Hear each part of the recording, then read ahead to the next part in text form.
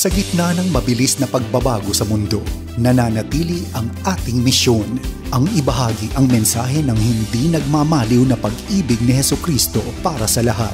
Hatid sa inyo ang pinakabagong kaganapan sa gawain ng Far East Broadcasting Company Philippines. Tampok din ang mga kwento ng totoong buhay na binago ng Diyos. Narito si Dan Andrew Cura sa The President's Report. Habang lalo nating nakikilala ang ating Panginoong Hesukristo at kung paano inilatag ng Diyos ang mga pundasyon sa Kanyang kaharian upang isama tayo dito, abay mas nauunawaan po natin na ang Kristyanismo ay hindi lamang paniniwala o pananampalataya, ngunit isang paraan ng pamumuhay. Habang naglalakbay tayo kasama ang Diyos, ang ilan sa atin ay nakakaramdam ng isang paghihimok. Ang iba naman ay naririnig ang tawag ng Diyos na gamitin ang ating mga talento at kakayanan, kasanayan upang maging daluyan ng Kanyang pagpapala sa loob ng maikling panahon natin dito sa mundo. Kaya naman po, nais kong ibahagi sa inyo ang misyon ng FEBC. At ito rin ang aking imbitasyon sa iyo na makilahok sa gawain ng Panginoon sa pamamagitan ng natatanging ministeryong ito. Ako po ang inyong kaibigan, si Dan Andrew, at samahan niyo po ako ngayon dito sa ating palatuntunang The President's Report.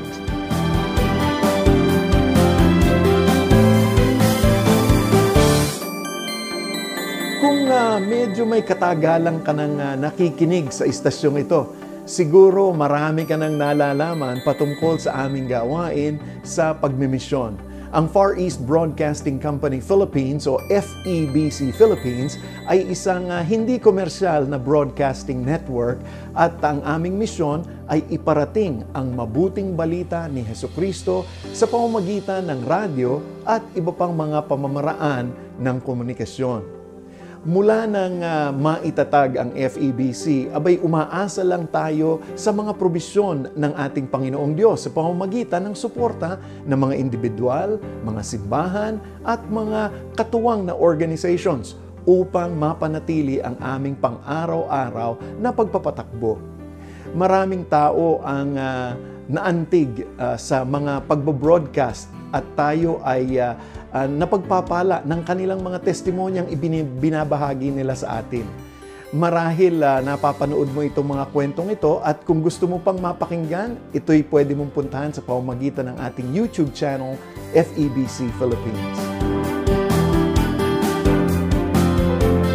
Ang taong ito ay nagdala sa atin ng 73rd anniversary ng pagmimisyon at hindi lamang dito sa Pilipinas, ngunit sa buong Timog Silangang Asya. Pinupuri natin ang Diyos dahil dito.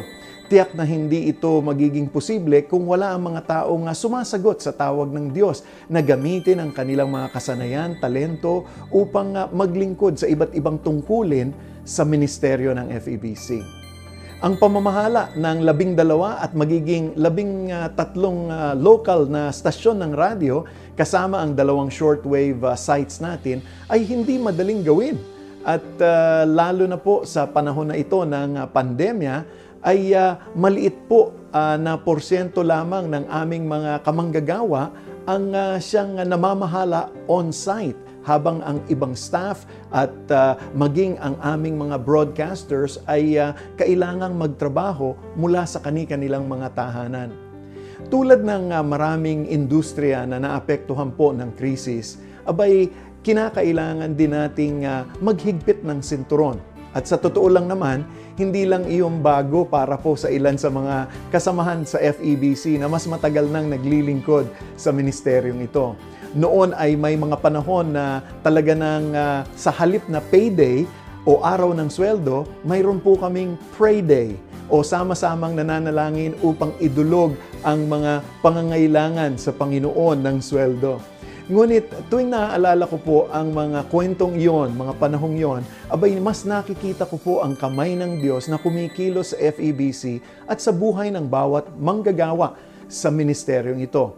Kahit na sa mga hamon ng pagtatrabaho, sa isang ministeryo tulad ng FEBC, abay, mayroon po kaming mga kasamahan na naglilingkod sa loob ng 5, 10, mayroon pang higit sa 20 taon, 40 taon.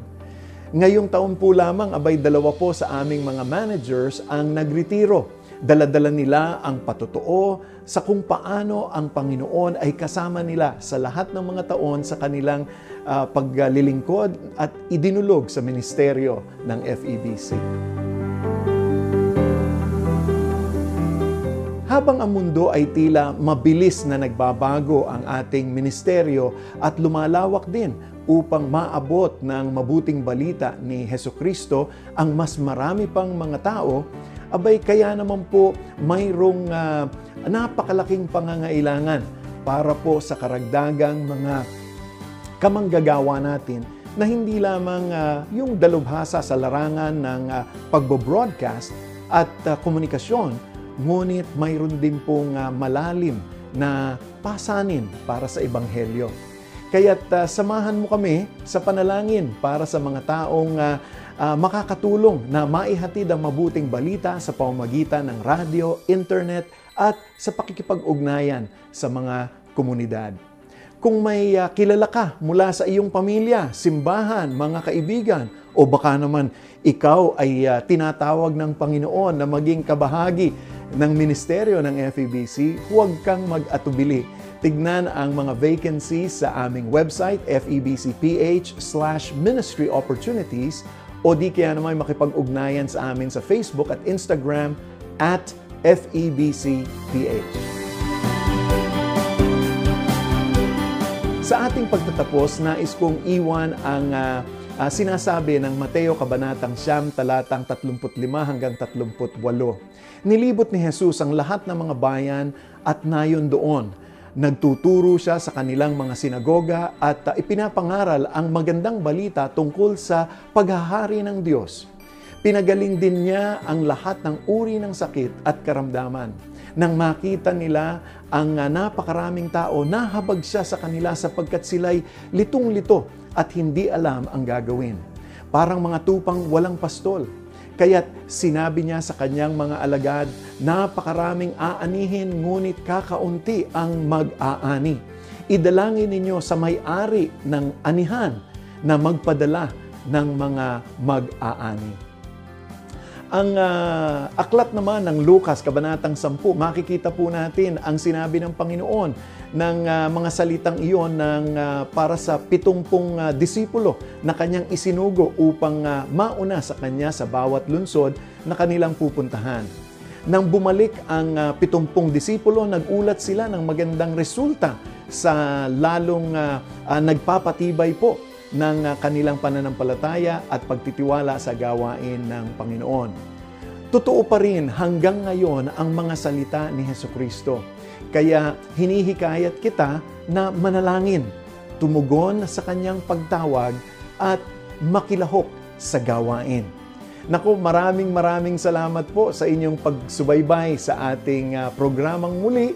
Ako po ang inyong kaibigan, si Dan Andrew, para sa The